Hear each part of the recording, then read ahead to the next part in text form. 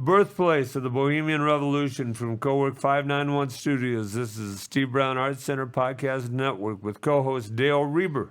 Is he here again? He is. Oh, and producer Blake Tempus. I'm Jim Gillespie.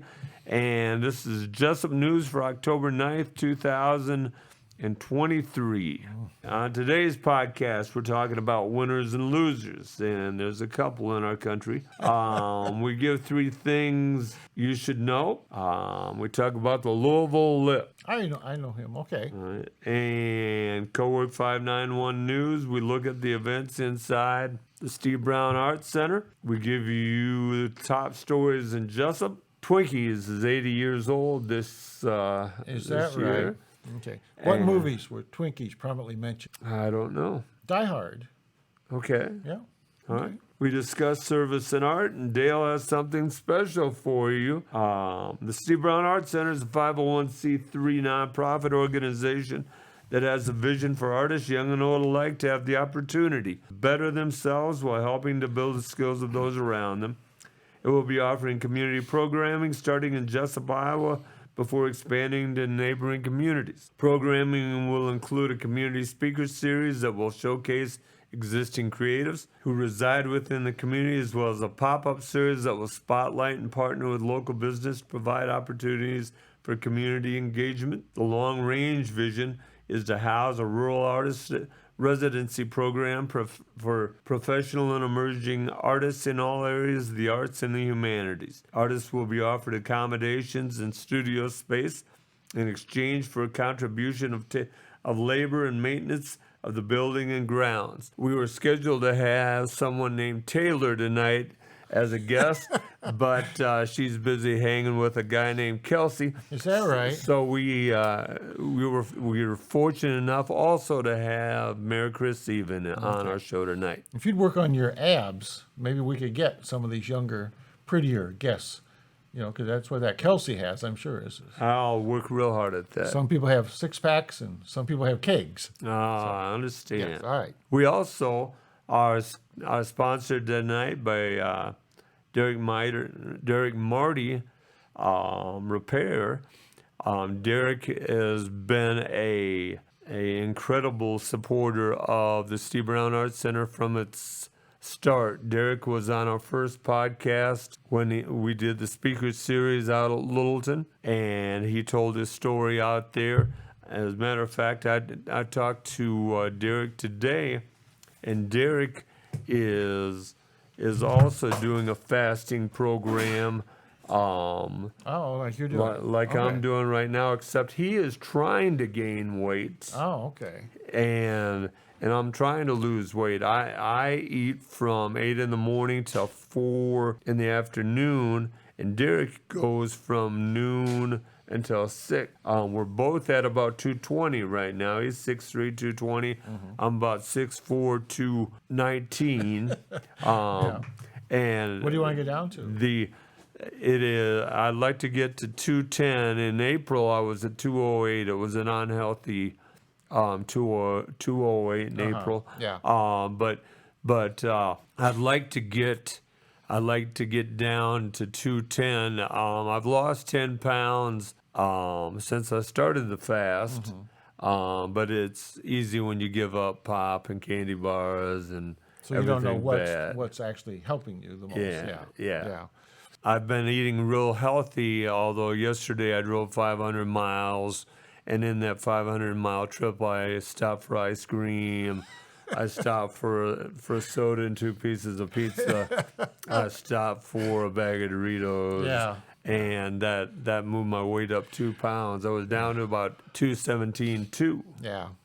So when I drive, I like those either like share packet, the peanut M&Ms, like 500 calories in the bag, So driving is hard. It is. And it's nice to have a little snack every now and then. Just a reason to stop. And habits. Habits are terrible things. Yeah, it is. Yeah. It is. So, but anyhow, Dale, let's start like we normally do. Let's talk about the winners and losers in our country right now.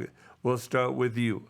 Okay, well, my winner, I put down for Major League Baseball. Oh, yeah. I think all the changes they made in the spring, I think, have really improved the game, and every one of them seemingly has worked. And so I think it took them a while to get it all put together, but I think once they did, everything seems to be working really, really well. And I don't know if attendance is up or not. I haven't seen all those numbers, but the games I have seen, the attendance is very good, and the games go by quickly, even though there's more hitting, more stolen bases, and all those the pitch clock and the batter's clock and all those things really do help. And so I think Major League Baseball has really done very well in all the changes they have made. So I watched Colin Ray pitch for the Brewers on TV within the last month. He's related to the Treptows locally. Okay. And I counted between pitches. I didn't keep a clock on him, but I counted. And he was going 7 seconds or less between every pitch. It was so fast. Yeah. And that was a good change. I wonder, Dale, do you know this or not? During the playoffs, when it gets to extra innings, are they going to put the courtesy runner on second then? I don't think they're going to do that. I heard they were talking about that, when they were doing all these other, but I don't know that will happen. I don't know for sure, but I can't imagine they would. Yeah. It just, I would hope not. yeah, because those games are so important. I don't think they would do that, but I don't know for sure. I'll look that up for you, but. I watched the Marlins and Phillies last night. Yeah, I Talk watched about that game. incredible Yeah. pitching. Yeah. Oh my gosh. Yeah, that was a very good game. Yeah, guys going near 100 miles an hour. Yeah. And see, I'm going to tell you, because I watched that because Rueber is on the Phillies, and he used to be on the Cubs, and so that's why. Yeah. But it was a good game. I enjoyed watching the game. Yeah. And even though I have no real emotional attachment to either team, but it's still just good baseball.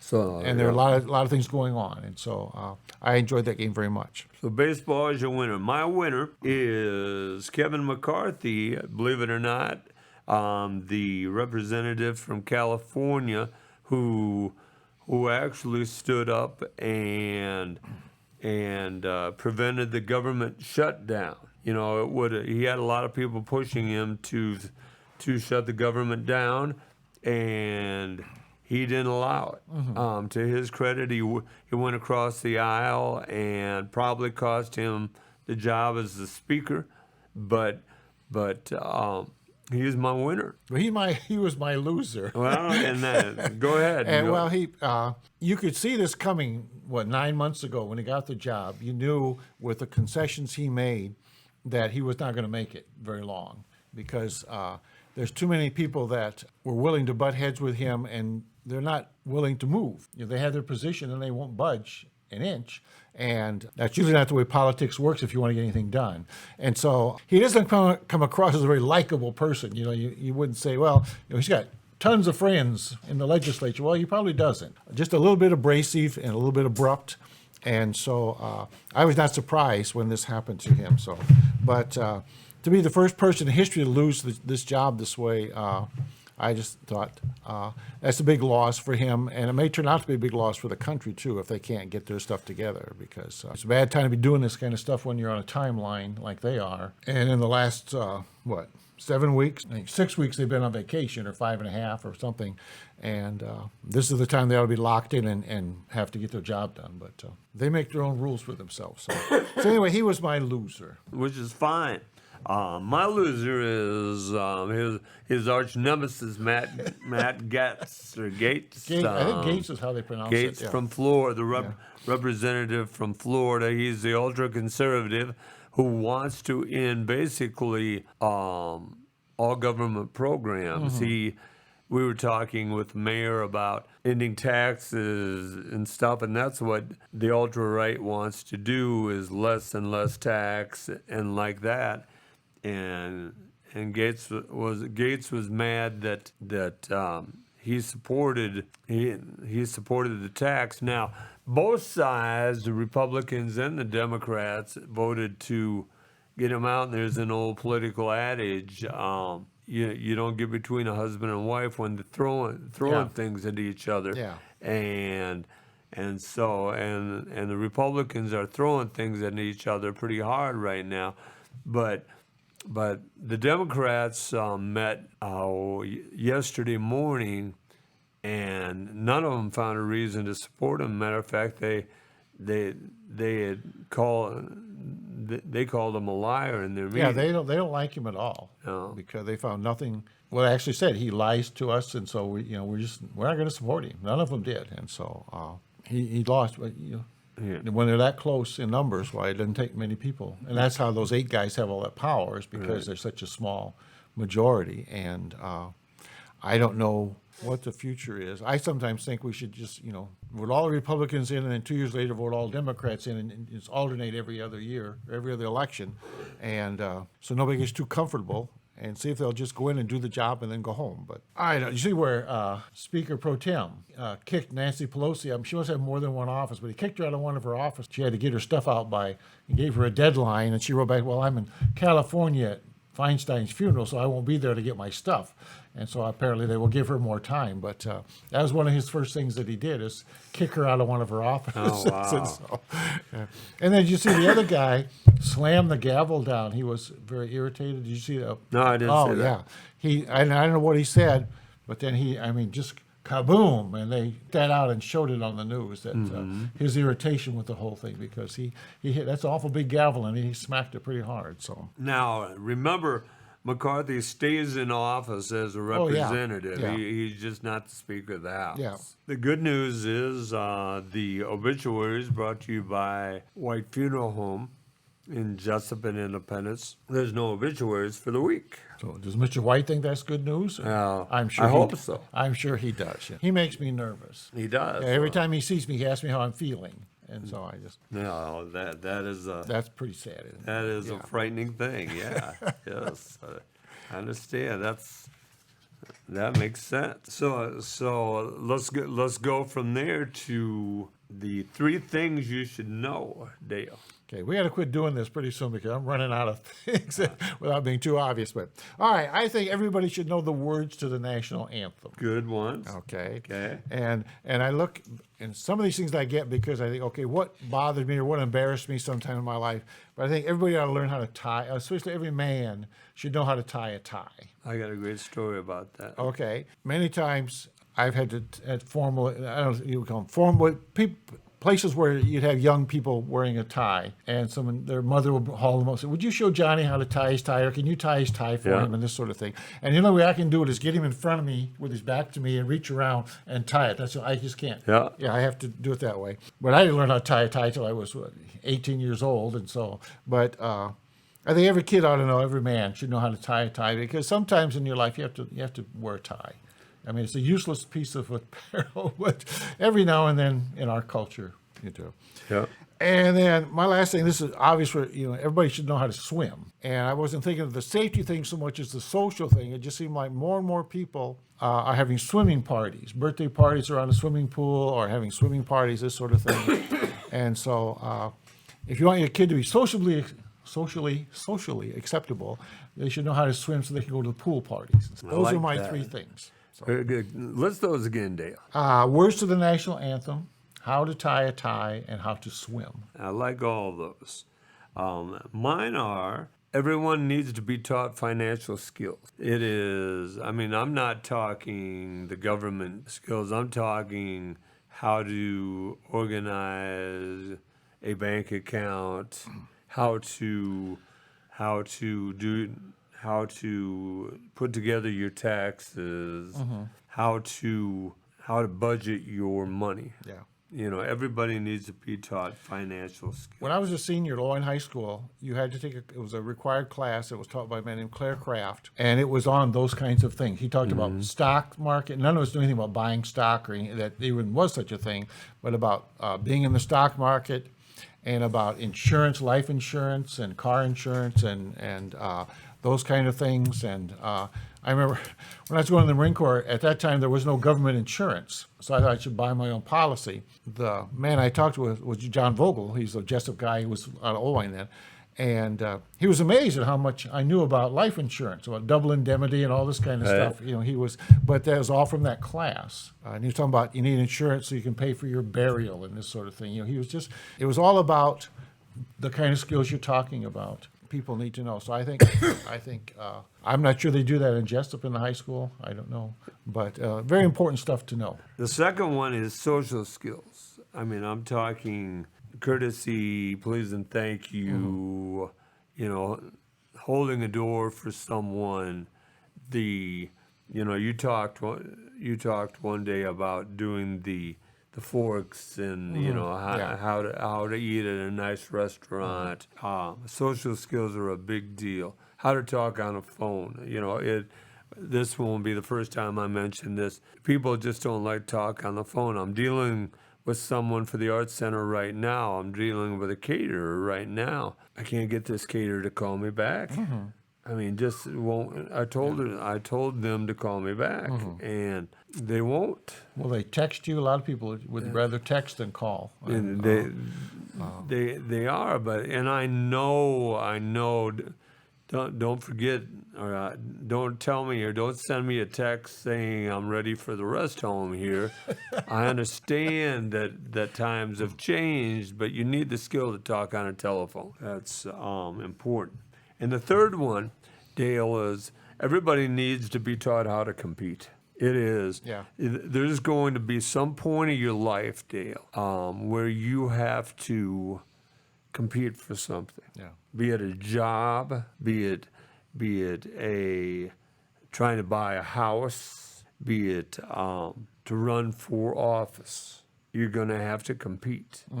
At one point in my life, Dale, I didn't think that you could teach someone to be a competitor. It can be taught. And I understand, a lot of people say, well, you want people to be courteous and have good manners, and that's not competition. You can compete and be respectful. Yeah. I've been in card clubs where you'd be like a table of four. Right. And two of the people are usually women who don't really care if they win or lose. They're just there following suit. And they hardly ever bid or anything like that. And it's much more fun playing with people that want to win and will laugh and cackle when they trump your ace and this sort of thing. It just makes the game so much more fun than just shuffling the cards and throwing them, And so I would agree with you. I think competition is a good thing. Yeah. I think it makes everything much more fun. A basketball game is much more fun if the person who's playing you wants to beat you and you want to beat them. Right. And it's the American way, isn't it? To be a competitor. But a lot of times you go into things thinking, I don't really stand a chance in this thing, but things happen. And so if you give it your all, who knows what's going to happen. But I think competition is good. And I think competing with other people makes whatever you're doing more fun and more interesting. Yeah. So I agree with you 100%. All right. This is the 80th anniversary, the 90th anniversary, over 90 years of the Twinkie. Dale, I have one of those originals just the other day. Yeah. There is the wives' tale that they last They forever. last forever, yeah. But Dale, what do you think are the two biggest sale dates of the Twinkie? How about around the 4th of July? Well, I was at like birthday parties or I don't Good know. guess. Good guess. The two biggest sale dates are the first day of school, back to school, Yeah. and then the first day back to school after Christmas break. Oh. Those are the two biggest selling sales dates of the Twinkie. Okay. The spongy cake filled with vanilla cream. The Twinkie's been in a lunchbox staple in pop culture since 1930. From movie cameos, what movies, Dale? Die Hard.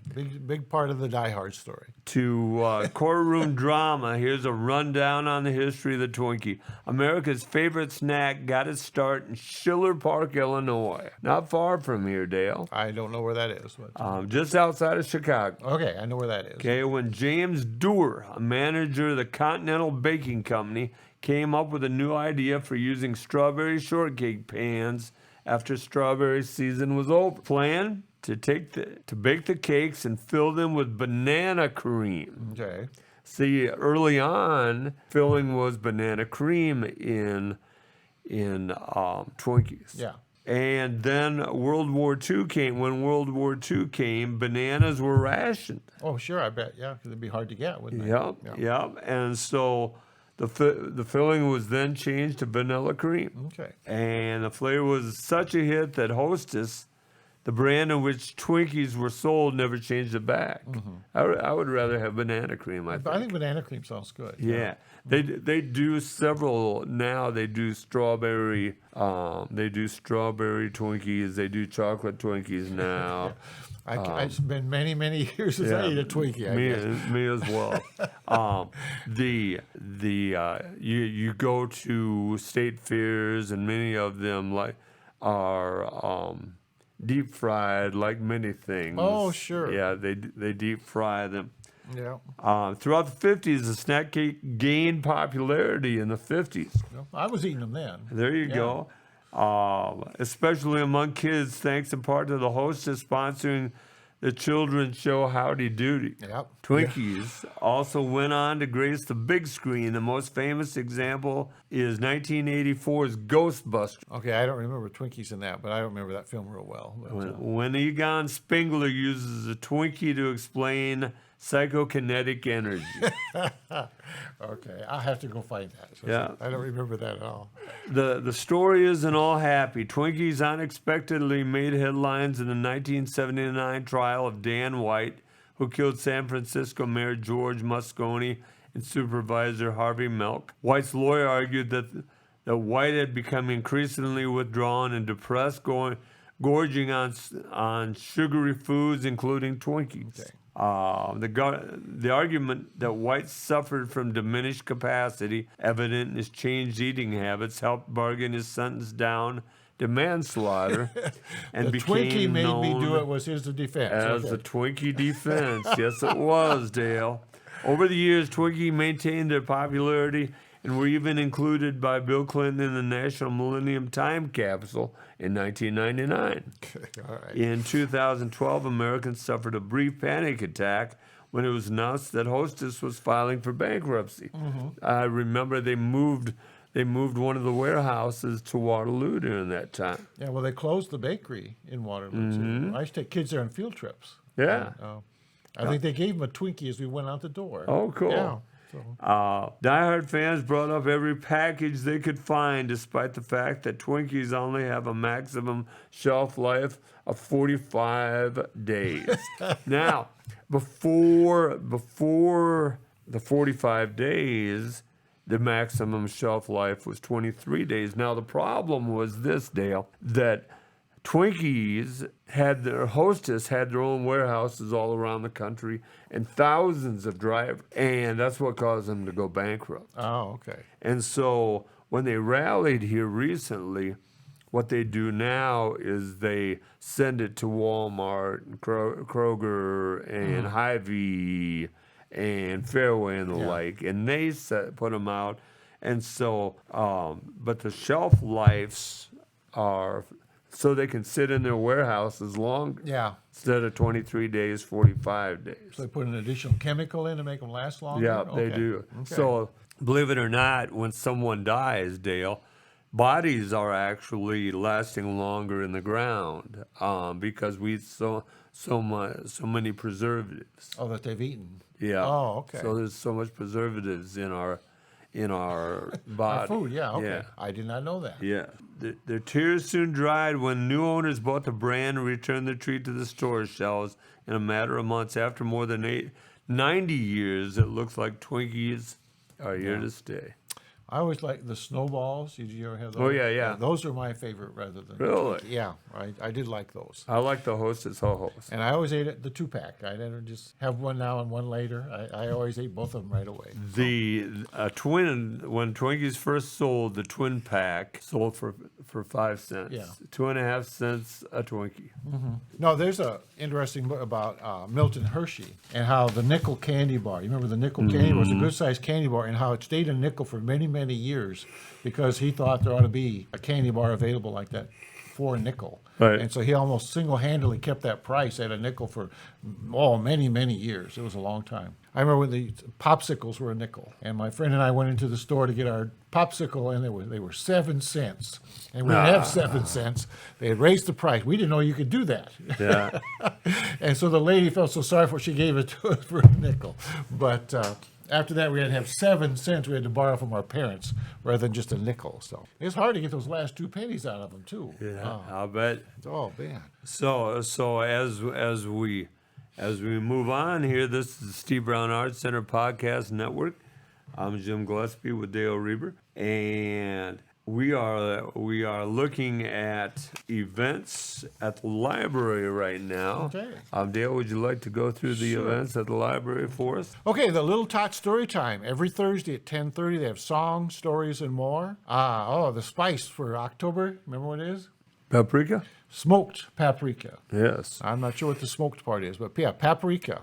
And so that's usually like a Hungarian food, a lot of paprika, I think. Is that right? Okay. The October book for the book club is The Vanishing Half by Britt Bennett. And Vanishing Hall is a riveting, emotional family story and a brilliant exploration of race, gender, and identity, and the lasting influence of the past as it shapes a person's desires and expectations. So that sounds interesting. So I was going by the Independence Library yesterday, and they have a sign out front, electronic sign, and it was read a banned book day or something. Oh, interesting. Okay, so the Jesup Public Library will close 4:30 on Monday, October 16th for staff development. They have Lego marble mazes. Is that new? Apart from having some fun and being creative with your kids' favorite Lego pieces, this Lego marble maze is also a great STEM activity. We will have 2 sessions on Monday, October 9, one at 10 and one at 2. And you can register online at tinyearl.com/Lego-maze. I would just call the library, but you should try to remember that. And the link is on the library's Facebook page and Instagram bio. Paper crafting workshop. Get ready to explore the world of paper crafting with expert crafter Emily Mallory. Emily knows origami, quilling, card making, and more. This free workshop promises a ton of creative fun. Mark your calendars for Thursday, October 12 at 6 p.m. Spots are limited. Don't forget to pre-register to secure your spot. This program is best suited for ages 12 and older. Register online at tinyearl.com/JPL papercrafting. And the link is also on the Facebook page and our Instagram bio. I was teaching 2nd grade. We had to teach our own art. And so I bought an art book. And so I found things in there that I could do. And one of them was paper folding. Something. And being rather short of time, I did not practice beforehand. So I hand the stuff out, and we go through the intro one by one by one by one. And pretty soon I'm looking at this mess I have in my front of me. I just pass the wastebasket around. And that was the end of art for that day. I didn't even come close. And then my daughter, there's a book about 10,000 paper cranes. And my daughter Heather, when she was getting married, she wanted all these folded paper cranes for decoration. And so the family gets together to fold paper cranes. And I don't know if she wanted 1,000. I don't know, she wanted a lot. But I think I got one done while the rest of the family did all the rest. I'm not very good at paper crafting. Kids in the Kitchen. Tuesday, October 17 at 3:30. Make a healthy after-school snack. And this month we're making apple nachos. All snacks may include nuts, gluten, and/or dairy, and it's recommended for ages kindergarten through 4th grade, and you need to call the library or contact them because they do need pre-registration. Movie Monday. Are you there, Goddess? Me, Margaret. Oh, you remember that book? Did you read that book? I read that book to my 5th graders. Very interesting. Monday, October 23 at 1 o'clock. Join us in the community room for a free screening of this new movie along with free popcorn to munch on while you enjoy the flick. Rated PG-13, runs 1 hour, 46 minutes. Okay, I read that to my kids probably almost 50 years ago, so it's just now getting to be a movie. So you might want to go see that. You'll learn something. Harry Potter Party. Calling all young witches and wizards, grab your broomsticks and wands because it's time for a spellbinding Harry Potter party you won't want to miss. Friday, October 27 at 3:30, we'll have a host of magical activities, including pin the nose on Voldemort, brewing butterbeer, getting sorted into a house, free Dobby sock toss, and much more. Register online now and let the magic begin at tinyearl.com/JPL-Harry Potter. And pre-registration is required by October 23. So I'm sorry I don't just read these, but they remind me of things, so I like to comment on them. Yeah. But, sounds like a great month at the public library. You should go check those out. All right. Thank you, Dale. That's all right. This is Steve Brown Arts Center Podcast Network. We are blessed to have for the second time our I think we've had Fritz Keys on here twice, but this second time that you've been That's on it. here. Nobody else will come back. So. Thanks for letting me Yeah, come back. yeah. This is Merry Chris Even with us tonight. We talked about this earlier in the day. We plan on having Chris in maybe every other month, if we can, and talk about what's going on, and we might as well start tonight, Chris, about the election. First off, let's talk about your election. You're running again this year. Yep. I'm running unopposed for mayor this year. What is the mayor term in Jesup? They're 2 years. The mayor is a 2-year term. City council's a 4-year term. City council seats are staggered, so every 2 years you'll have 3, and then 2 years later, so that they kind of overlap. They're not all up for election at the same time. Dale and I were talking about this, and we think it says something good that you're running unopposed. I mean, people are happy with what's going on in Jesup. Kind of what I'm hoping is that people are pretty content because nobody's running against me. We had 3 open council seats, and there's only one person that's running for city council. That's Craig Wright's running for re-election. So, whose seats are open? Curtis Shares and Dave Bishop's seats will also be opening up, and they did not rerun this year. Okay, and how does the process work on that if nobody runs? So then those seats would be just write-in votes. A lot of times, if there's an open space on the ballot, some people might do a write-in campaign just to get word out that they're interested in campaigning or in being on the city council. And I've talked to a couple people that maybe are interested in doing a write-in campaign, but I guess nothing official yet. Right, and let's say that I wrote Dale in, and Dale were to win, or become the second person, and he wouldn't want to do it. What's the step after that? So Dale would have the option to turn it down, and then it would go to the second place vote getter. And if they turn it down, then it goes back to the city council, and they can either appoint someone to fill the position, or they could call for another special election. So Okay. it doesn't keep going down the line. They only do first and second, and then it goes back to the city council. Okay. And that makes sense because you get all those Mickey Mouse votes and that. Yeah. Right. kind of there, so, and There's 2 spots open basically Yeah. for a write-in. Yes. So then, the first and second place for write-ins would be. First, probably first and second place for each seat, so they would probably go down. The top 4 might have a chance. That's right, because the ballot has There'll two be 2 lines. open slots. Yep. Yeah, that's interesting. I think that's how it would work. I guess I've never been in a situation where you Yeah. have 2 write-ins at the same time, but I look forward to seeing that. I mean, so then if they don't get it, you appoint, you pursue. the city council would have the option to appoint someone to fill that position or call for a special election, and then it would go out to vote again. And hopefully somebody would take out papers that time. Right. and since it's an odd year election, turnout is usually very small. We've actually had pretty decent turnout for city elections, but With no the one last running, couple though, have I'm been wondering. contested. Yeah. So So someone could get in without a huge right. number of votes.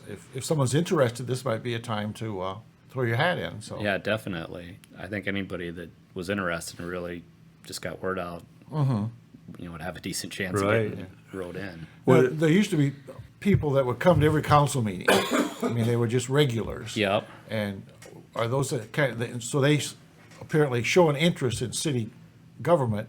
So do you talk to those people at all, or about maybe running or being a write-in candidate, or? I haven't. Okay. We've actually, a number of people that come to council meetings kind of dropped off Oh, has it? recently too. Yeah.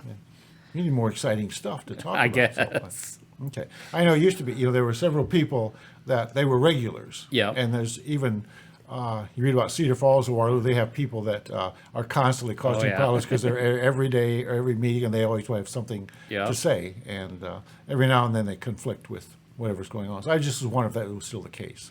So let's talk about what's going on in Jesup.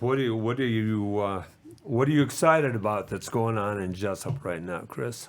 Well, we've got a lot of projects that are going on. They're getting close to being finished up. We'll start with the North Street overlay going out to the golf course. That's open from First Street to the golf course now, and I think probably by the end of this week they might be getting ready to start the last phase of that, which will go up to Main Street. Wow, that's fast. Yeah, they're moving along pretty quick.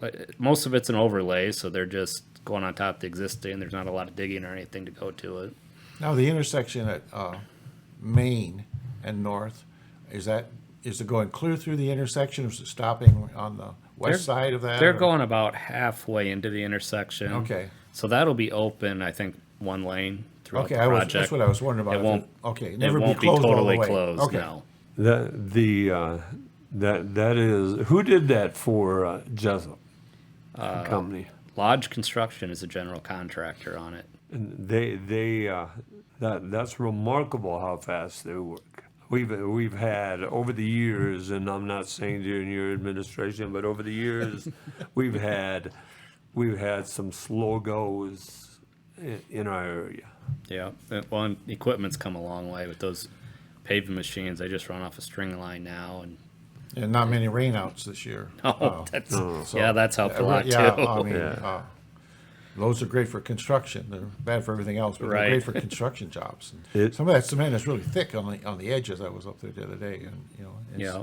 And so I just can't. Cement is so expensive anymore. You just think, but it's almost mind-boggling how much it costs to do a job like that. And so it's just amazing we're able to get that done with the cement. And so- Right. Yeah. The Next price is- had gone up quite a bit since we first started Oh, looking I'm at it sure, years yeah. ago. Yeah. Did you have one of those deals where they didn't give you a price until the very end, or?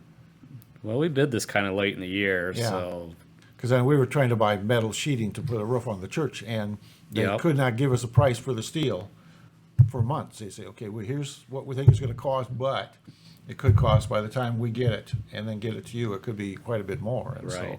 so, it was kind of an iffy thing. You just didn't know. And so- yeah, I've heard that with a lot of contractors. Yeah. That their material prices are Yeah, buy now, or it's up in the air what it might cost. yeah. Yeah. So then, what about Young Street? How's that going? They're getting pretty close to finishing that up. They're kind of the last big thing was to bore a new water main underneath the railroad tracks on 10th Street.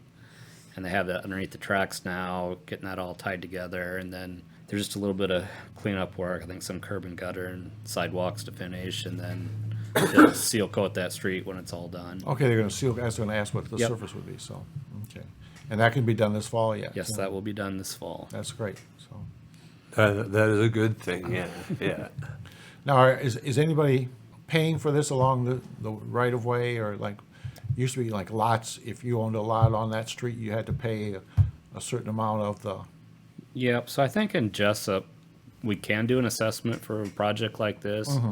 But the only time they've done that is if they do a concrete street, and usually it's only the first time the street's done, or like the first time they put curb and gutter in.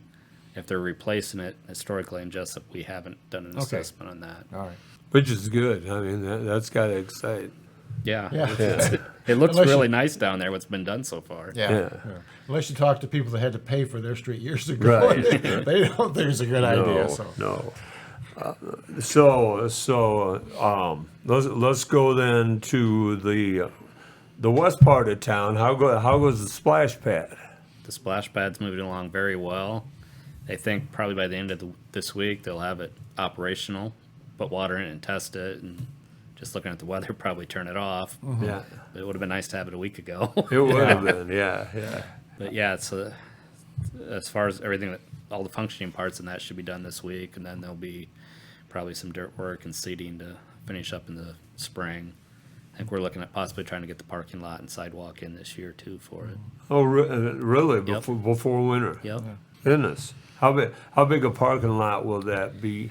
It's basically parking just off the street. I want to say there's maybe 8 spots there or so. It'll be 90-degree parking off the street. Yeah. Okay. Another thing we noticed is the Veterans Park on the corner. Got the greenest grass. That and the football field have the best grass Yeah. in town, and so it's been watered very nicely. And so, has the city got any involvement in that yet, or is that still a work? We're still waiting for someone to give you. I know Fritz Keys is big in that, and the Right, veterans. yep.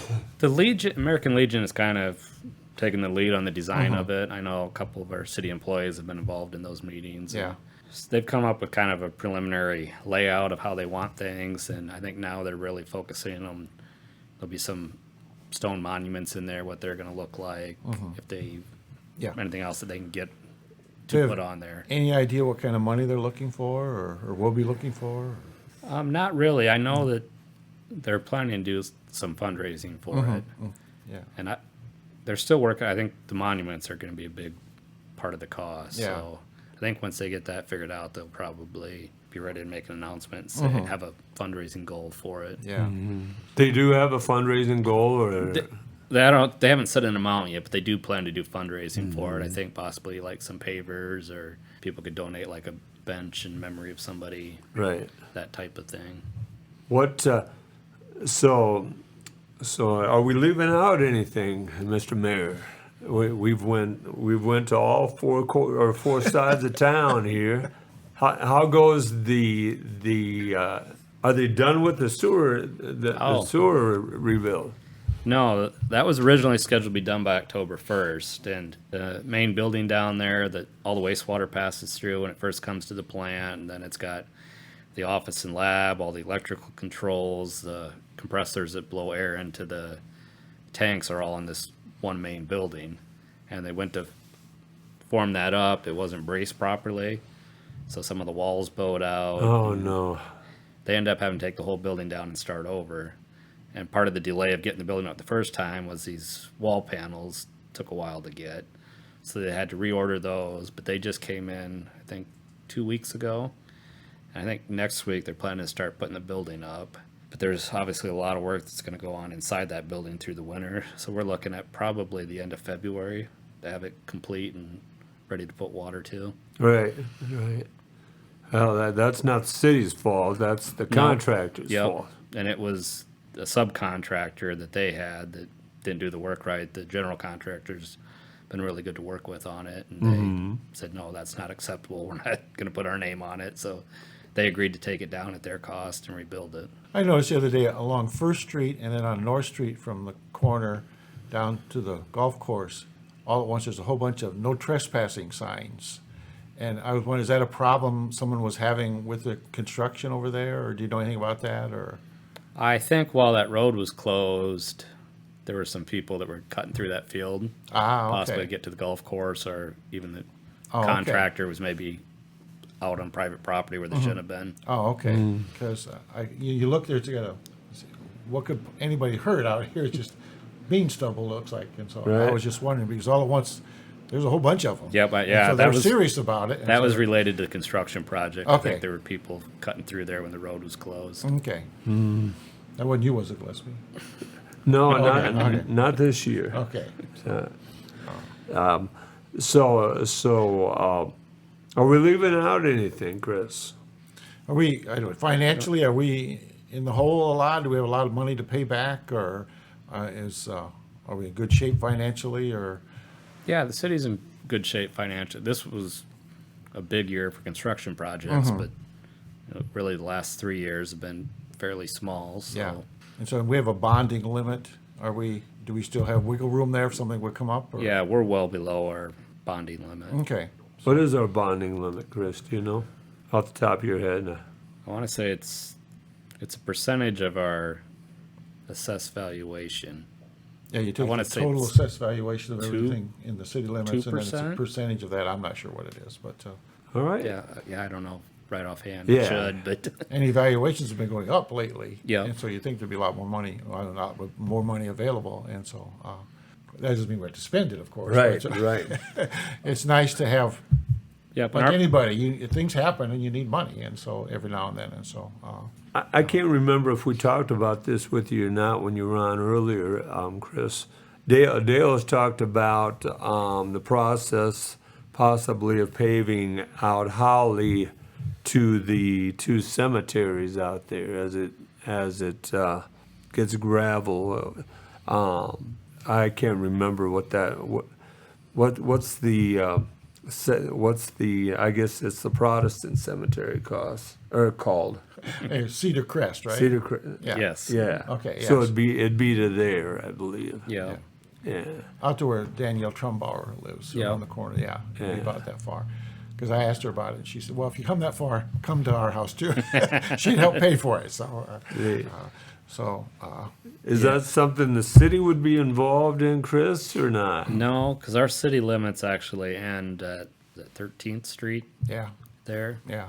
So that anything out that way right now is county, unless somebody would want to annex it. And, I mean, Yeah. I think eventually we'll probably develop out that way. I was gonna say, has anybody ever thought about annexing into the city that Hawley Street to North Street, and then out to whatever that is, it goes by the cemetery? I used to know the name of that street, but that seemed like it's all crops now. Right. But it seemed like that would be the natural way for the city to be going. I really have never heard of much talk about anybody Uh-huh. annexing that. Yeah. I can't remember who owns that land. I'm not sure who owns it.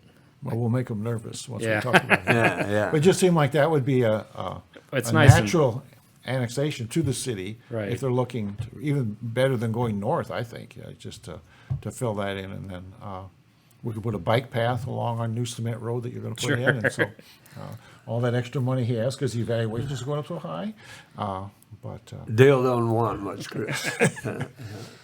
Yeah, one of the challenges, pretty much any direction we go now, is that our sanitary sewer is mostly gravity throughout town, but we're kind of at the limits. Yeah. So we'd have to put in a pump station if we Yeah. go. Yeah. But that's pretty much if we go north, When you east, talk or to west. the supervisors about that road, they kind of go, oh, yeah, we can see that, but we spent a lot of money. They say, yeah, okay. But someday we're going to have to get serious with them, because that dusty road is really messy when you have people going out there for funerals, Right. even just to visit the cemetery. Yeah, there's a lot of traffic on Yeah, that strip. there is. Yeah. And even if they would just put that spray on it, the dust proof it Yeah. a few times a year, that would be helpful. But I don't think they do a darn thing. Usually any dust proofing is done by the people that live there, Right. I think. And so I don't think the county does dust control very No. often. no. Well, and especially as dry as it's been. this Oh, year, yeah. Oh, my. So you're interested in going yelling at the board of supervisors about that, or? Sure, if you want to go with me. Well, I'll go with you. I'll hold you. Yeah. You'll hold I'll them I'll back? stand right behind you. Don't That's attack awful now. kind Yeah, of so- it. Yeah. Okay. Kind All of right. guy you go into a bar with, Chris, and he starts a fight. Yeah. I'll be over there. You Yeah. finish it up here. Yeah. Yeah. So. So, Chris, is there anything else that we've left out we haven't talked about? I don't really have a whole lot else now. The election is a big thing coming up, and then shortly after that, we'll start working on our city budget again. Is there something on the horizon? Like, if these projects this year, is there something on the horizon for next year as far as a big project? Or the Nothing. sewer system's, that's being taken care of, right? That's a Yeah. project going on now? Yeah. And when will that all be done? That should be done next spring. Okay, or so it's got a ways yet. actually probably into the summer by the time Okay. they get all the Yeah. grading and stuff. Once they get the new plant going, part of that old lagoon system will come out, so they got to move quite a bit of dirt for that. Yeah. So you think that's the big project for next year? Is there something else people are talking about as far as, putting new water pipes in or sewer pipe or? I think we'll do another probably smaller scale like street project with maybe some water and sewer involved, and I'm not sure exactly where yet. Yeah. Well, I Chris, guess one other thing is we've been working on this comprehensive plan, Yeah. which has kind of made me think of it, and that's very near the end stages now. We should have like a draft copy available. I imagine we'll have it on the city website if people want to look through that. But that's kind of should start the prioritizing of projects would be that, and then we'll develop a capital improvement plan out of that. how long was that process, the comprehensive plan? That's been a while. Yeah. Well, we started it, and then COVID hit, and it got kind of derailed, and then started it again, and then they put on some more restrictions for COVID, so it kind of got sidelined, and it's been through.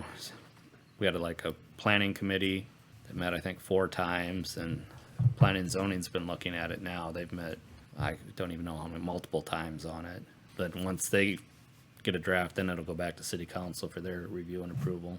Is there anything the legislature did last year that hits the cities, like you wish they would have left you alone? Or they passed a lot of laws, it seemed like, and some of them, I think, took some of the power away from the cities over things they used to be able to do, or? Well, there's like some things changing with property taxes that I don't think are really great. They're eliminating some levies. The two that really affect us in Jesup would be the library levy and the emergency levy. Yeah, I'm upset about that library levy. Those are basically being eliminated. They're Even though they were voted in by the They're- people. they're gone now, but that money kind of gets lumped in with our general levy right now. But over the next 3 or 4 years, it's getting slowly phased out. So that money, essentially won't be there after Yeah. about 4 more years. How big is that library levy? Oh, man, I don't remember Wasn't the it percentage now, but 50 it was or worth $20-some thousand a year to the library. Yeah, I think between the emergency levy and the library levy, which I think were the same amount, was like $50,000 to $60,000. And, that's something that the people of Jesup voted to tax themselves. Right, and that's And that's what a lot of what- people are upset about. Yeah. is those were voter-approved levies, Sure. and now they're being taken away. Yeah. Well, you have a number of legislators that are now talking about trying to get rid of property tax. And then you've got another group that's talking about getting rid of, income tax. Right. And, it is, I mean. You'll be on the corner with a tin cup trying to get your money. So. Understand that. Well, that's most of our city revenue comes from property tax. I'm sure, Every yeah. time they change that, it really affects the cities. And Yeah. a lot of it times they take it away faster if you're a growing city, which doesn't seem fair because those are the cities that are typically putting more money back into it. They have Sure. more expenses as they're growing, and you're kind of being penalized for it now lately. Yeah. Well, Mr. Mayor, I'm going to predict here first that you're going to win the election. I sure hope so. Thank you so much, Chris, Thanks for coming in. Yep. It's, And, I'll be glad to come back in a couple months and Well, it's nice to provide give some people, updates. let people know what's going on in the town and from the government point of view. Yeah. So, okay. All right. Yeah. All right. Dale, who is, in your mind, the greatest athlete ever in your lifetime? In your lifetime? Okay, the greatest athlete. Probably one of them little gymnasts or, that. Martina Navratilova or That's someone tennis. like that. That's, Or not, that is tennis. Yeah, What's Simone Biles is Olga right Corbett. now. Olga Corbett back Yeah, when yeah. she was doing all that stuff Yeah. and got perfect tens. Much of what Just she did has been banned. fantastic. Yeah, and I think she really did do a lot for gymnastics as far as getting people interested in it when they saw what she could do. That it was humanly possible to do some of those things, and so those little girls. For men athletes, boy, I don't know. There was a pole vaulter, Bob Richards. He was on the Wheaties box when I was a kid. He was a very athletic person, and so he became a minister. He's a Reverend Bob Richards. But anyway, I will go with him, I guess. So. Okay, interesting. In my lifetime, probably, and we're so Americanized that we don't see these football guys that play in Europe and Oh, yeah. Asia, that That's are very true, yeah. that are incredible, But what I see in my lifetime, probably in this order, pretty close to this order, was Muhammad Ali, Tiger Woods, and I guess in between there would be Michael Jordan. Arguably, there is the argument of who's better, LeBron or Michael Jordan. And there, Well, also the argument is golf really a sport? and do with the ball what he does. Yeah, It is. It's incredible the hand-eye coordination those guys have, and the distance they hit it. The argument with LeBron and Michael Jordan is this: if you want to argue for Michael Jordan, LeBron's never played in the violence that Michael Jordan played in with the Pistons and the Celtics. They brought a lot of violence to the game back in that time period. As a matter of fact, Jordan didn't win for a long time because of that violence. But to LeBron's argument, Jordan didn't have to deal with the social media that LeBron has to deal with now. Everything he does almost instantly appears somewhere. Well, he was had since high school, right? Because he was being written about in Sports Illustrated and everything when he was still in high school, and that's a lot to go into a kid's head, I think. Yeah, no matter how good you yeah. are. But today I want to talk a little bit about the famed Cassius Clay. Okay. His nickname, the Louisville Lip. Muhammad Ali. I remember he was going to fight Sonny Liston the first time. He was still Cassius Clay then. And being upstairs, I'm supposed to be asleep, but I have my little transistor radio and I'm trying to pick up this fight. And I could hear most of it. And it just made me feel so good that a young guy was able to knock out the grumpy old man, you know. Right. And so I was really pulling for him. Yeah. You know. I'm very happy to see him win that fight. He was born Cassius Clay in Louisville, Kentucky, in January 17th, 1942. Okay. During the prime racist of the Deep South. He began training as a boxer after his bicycle was stolen. Over the next 6 years, Clay won 6 Kentucky Golden Glove championships, 2 national Golden Glove titles, and 2 AAU or amateur athletic crowns.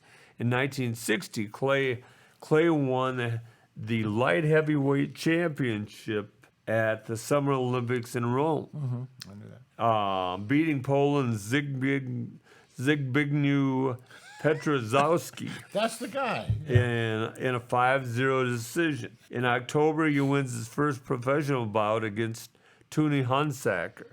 Yeah, I don't remember him. And during that time, he went back to Louisville, and he was not served in a restaurant. And there is the story, and a lot of people don't believe this.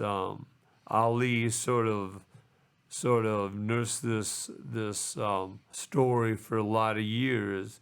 But the story goes that after he wasn't served in that restaurant in Louisville, that he walked down to the 2nd Street Bridge and threw his gold medal in the water, and it was gone. Yeah. In 1964, then, on February 25th, Clay goes up against favorite Sonny Liston. And what will become his trademark, Clay begins taunting Liston, calling him an ugly old bear. Promising to float like a butterfly, sting like a bee, Clay is credited with a knockout and becomes a heavyweight champion of the world after Liston fails to come out of his corner for the 7th round. Clay coins the phrase, "I am the greatest," a phrase for which he will forever be known. On February 26th of 1964, Clay joins the Nation of Islam, and on March 6th, he changes his name to Muhammad Ali.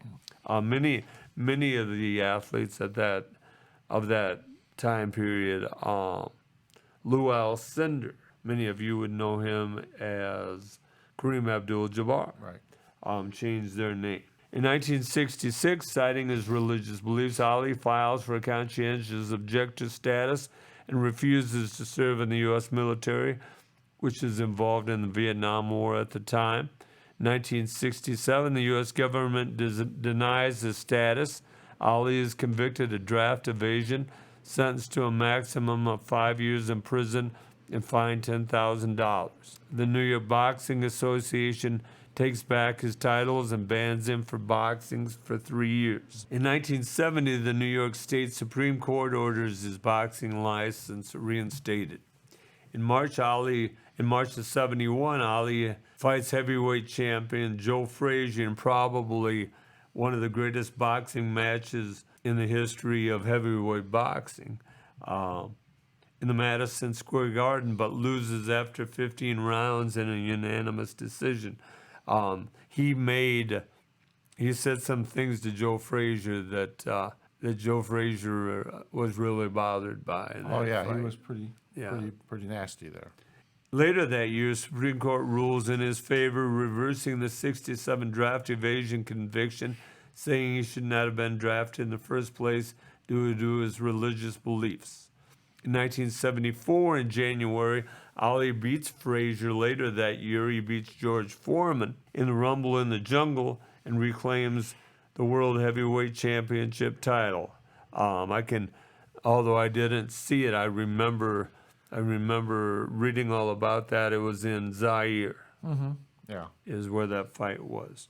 Again, in '75, Ali again faces Frazier, beats him in a fight known as the Thrilla in Manila. You know, a lot of that was due to, I forget the boxing promoter, a guy by the name of King. and Had the big hairdo. yeah, and King cheated Ali and all those guys out of a lot of money. He was a bad guy. In February of '78, Ali loses his heavyweight title to Leon Spinks, regains it 6 months later by beating Spinks. I remember that fight in '78. I watched that on NBC. Everybody thought that Ali was going to beat him up. And Spinks had a big gap in his teeth. Yes, he did. In 1981, Ali loses a unanimous decision to Trevor Berbick. In December, he announced his retirement at age 39, ending his career with a professional record of 56 wins, 5 losses, and 37 knockouts. He's diagnosed in 1984. He was diagnosed with Parkinson's disease. Yeah. In 1996, at the Summer Olympics in Atlanta, and I'll never forget this, was asked to carry the Olympic flame and light the torch in Atlanta. That was a big deal. Supposedly, they gave him a replica of his medal that year. Oh, is that right? Okay. In 1997, Sports Illustrated named Ali Sportsman of the Century. In 2005, Ali was awarded the Presidential Medal of Freedom, the highest U.S. civilian honor by then President George W. Bush. In 2009, Ali attended the inauguration of President Barack Obama. And 2016, I can still see his funeral on CNN. I watched this. He died June 3rd in Phoenix, Arizona. He was married 4 times and had 9 children. So a rather unique man, Ali was. He sort of divided our country during his time, but ended up a hero. Yeah. It's hard for people now to imagine that the government could make you join the Army. They had a draft, and they could put you in jail if you didn't go. Yeah. And I don't, the country wouldn't stand for that now, I don't think. I don't People still think so. register. Or they can block your taxes and do a number of things if you don't. But you as a male, when you turn 18, you had so many days to register at the courthouse, and they put you on a list. And when they needed people, they went down. They'd say, Buchanan County, you need to send us 4 guys. They take the 4 guys and send you a little note saying, "Greetings from the President of the United States." So I never got one, though. I never was drafted, but I know friends that.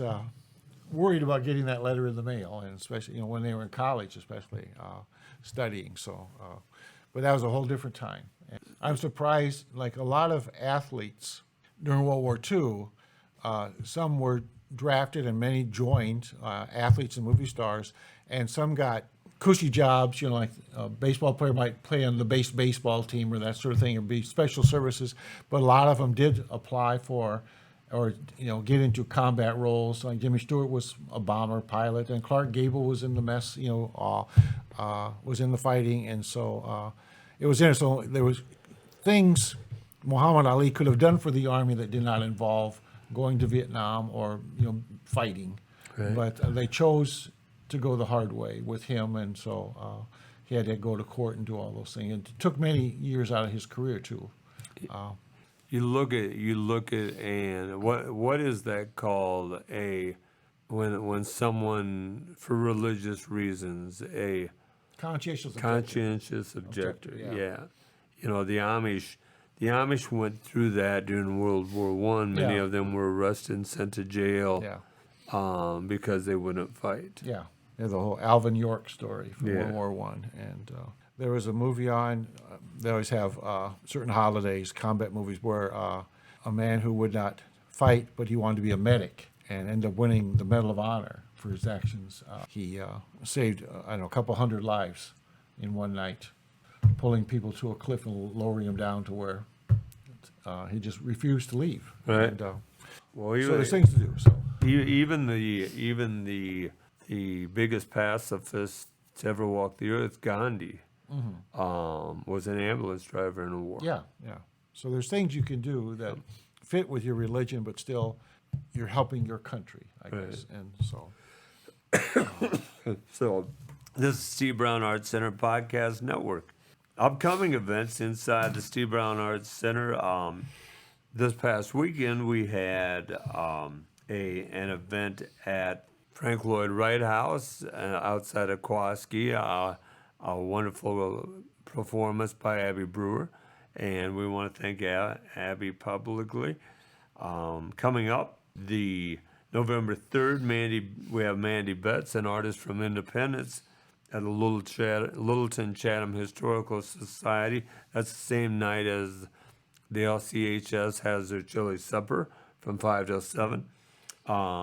December 2nd, we are probably going to do a podcast that night at the Jesup Christmas Festival. What is that? It's called something else besides that, Dale. I don't know. Yeah, that's December 2nd, though. So those are upcoming events. Dale has a unique story for you right now. Well, it's not really a story, but last week when you pulled my code of honor out of me, you put me on the spot with that. And I talked about cheating, and so I got to think about cheating, and you see, there's no absolutes. You say, I will not steal, thou shalt not steal. But if you have a family that hasn't eaten for several days and you see a loaf of bread that nobody's watching, you might take it. Yeah. I mean, so there's no absolute. And I talked about cheating, and I think about cheating in sports because recently Iowa played at Penn State, and every time they play Penn State, someone mentions the game at Iowa City where when Iowa was driving and after every play, a Penn State player would be hurt. So they have to stop the clock, stop the game, and give the Penn State coach time to talk to his players while they got the injured guy off the field. Then he'd be off for one play, then he'd come running back in and then they did that 3 or 4 times. And a lot of to-do about the ethics of what they were doing. Were they doing this on purpose? Were they being coached to do this? And so I was thinking about other sports. In football, they're the fake injuries, but I know there are coaches that can teach players or try to teach their linemen how to hold without getting caught. So holding the other guy by his shirt or something, that's cheating, right. But they're actually being taught how to do that. You'll notice that when the coach is sending in plays, they have a little radio in the helmet. They will use their play card to cover their mouth so that no one could read their lips from across the way. Mm-hmm. All of them do that. Baseball managers, when they go out to talk to the pitcher, will cover their mouth when they talk to the pitcher. And so people still worried about cheating. And I remember as a kid playing baseball, and this was on the high school team. I was just a kid then, but on my brother's high school team, they had a guy named Jimmy Allen. He's a typical second baseman, short, fast runner, pepper pot kind of guy. And he was very good. In those days, the umpires, you would have a professional or a high school umpire behind the plate, and usually a volunteer would do the bases. Right. And so they weren't trained umpires for the most part. And Jimmy Allen was very good at going from first to third and cutting across in front of second base a little bit to get a little extra. And we all thought that was very, very good. He was getting to third. The third base coach constantly giving signs. And if you had a player on your team that could figure out what the signs were, was very helpful. And so you had people that would study the third base coach and try to steal the signs. If you were on second base and you could figure out the catcher's sign, so if you thought it was going to be a curve, you might touch your helmet so the batter would know that a curve was coming. So you stole that sign. Right. And we all thought that was just part of the game. That was just the way the game was played. Spitballs. If you put a little extra weight on one side of a baseball and you're one of these major league pitchers, you can make it do fantastic things. And after they outlawed the spitball, they grandfathered in the well-known spitball pitchers until they retired. They could keep using it. And now you'll notice that when the pitcher at the end of the inning, the umpire's over there looking at his glove and this sort of thing to make sure he doesn't have any illegal substances he's putting on the ball. But there are pitchers like that, Gaylord Perry, for example, that's in the Hall of Fame, or pitchers in the Hall of Fame that were notorious for throwing a grease ball or Vaseline ball or something, and the umpires would go out and search their hat and search their uniform and their glove, and they never could find anything. And every time they started ready to pitch, they would touch their hat, touch this, just to get that little buzz in the batter's mind that I'm doctoring up the ball. And so that's cheating, but it was part of the game. Basketball, I asked you about basketball. I remember a game, and I'm sure it was Roy Marble, that claimed that the foul was on him so he could shoot the free throws rather than a very poor free throw shooter on Iowa's team, and Iowa ended up winning the game in the last second because of those free throws. And everybody had been announcing that the foul was on player B, but player A, Roy Marvel, went out and shot the free throws, and he even argued with the referee, no, it was me. And so they didn't have replay in those days, and so he got to shoot the free throws. I remember talking with Lee Fisher, he's long dead now, but he was talking about playing basketball for Jesup in probably the 1920s, and how when they lined up for shooting free throws, if he was in the lineup, why, as the guy was ready to shoot the free throw, he'd reach down and pull the opponent next to him, pull his leg hair, give it a big tug, and the guy would jump into the lane, and therefore if the guy made the free throw, it wouldn't count because they're lane violation, and Jess would get the ball back. And so all of these things are cheating, but I never thought they were cheating. They're just, it's getting an advantage or playing as part of the game. Well, then a few years ago, which team was it? Houston Astros win the World Series. They're stealing signs. And they had the garbage can lid. Yeah. If they banged it one way, it was a ball or a fastball, another way, breaking ball, this sort of thing. And people were all upset. And I think they were all upset because they were doing it somehow electronically. In the old days, they would put a guy with binoculars in the old scoreboards, and he would watch the catcher, and then they have a little light that he put a light on in the scoreboard. If it was a fastball coming, or two, if it was a curveball coming, they would have these signals all fixed up, so they had their little eye in the sky. And but the Astros apparently somehow had electronic measures they were using, and I'm not sure exactly how they did it, to steal the signs. And so that became a big scandal, and the Astros are still vilified. I mean, there's still players that hate their guts because they think they stole that World Series. And so that's been a few years ago now. And so anyway, so cheating, I guess, there's no absolute. Cheating is relative, and it's what you'll stand for, I guess. I think they're really after them now, as far as they don't want any cheating at all in baseball. And I think basketball is harder now because they have the instant replay, and football too. Everything is on camera, but they still, with watching the lip reading and this sort of thing, they're still worried about it. And so I don't have a point to make here, except that nothing is really absolutely said. I don't like cheating, but then, that was kind of fun to see Jimmy Allen cut that second base and get away with it, And so, I don't know. I just thought I'd throw that out there. So. There was a great umpire during Gaylord Perry's time. His name was Ron Luciano. Okay. Big man. Yeah. And one time after the game, Luciano wanted to teach his son how to throw a spitball. And Gaylord Perry threw the spitball. Mm-hmm. So Perry taught him after the game. Yeah. Later that year, up in Minnesota, Gaylord Perry, Luciano was working the bases.